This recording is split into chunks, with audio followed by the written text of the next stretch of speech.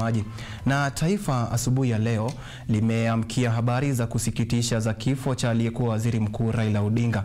Odinga ameaga dunia akiwa na umri wa miaka 80 akiwa nchini India alipokuwa akipokea matibabu baada ya kuugua kwa muda. Kunradhi, Raila alianguka wakati wa matembezi ya asubuhi na kupelekwa katika hospitali ya Denver Mater ambapo alitangazwa kufariki kufuatia mshtuko wa moyo.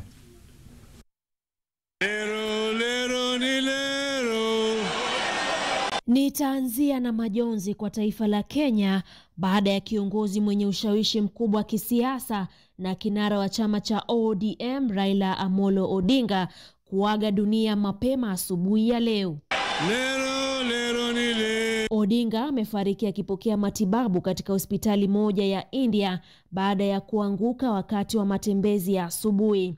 Alifikishwa katika hospitali ya Denver Mater nchini India ambapo alitangazwa kufariki baada ya juhudi za kumwokoa kugonga mwamba. Raila alizaliwa mwaka 1945 mwezi Januari tarehe 7 huko Maseno, Kisumu, Nyanza. Odinga pamoja na mama Aida Odinga walijaliwa watoto 4 akiwemo Fidel Odinga, Winnie Odinga, Rosemary Odinga na Raila Odinga Jr. Alisomea shule ya msingi ya Kisumu Union Primary, shule ya msingi ya Maranda, shule ya upili ya Maranda hadi mwaka 1962, kisha baadaye chuo cha Technical University of Magdeburg kuanzia mwaka 1965 hadi mwaka 1970 na chuo kikuu cha Leipzig huko Ujerumani.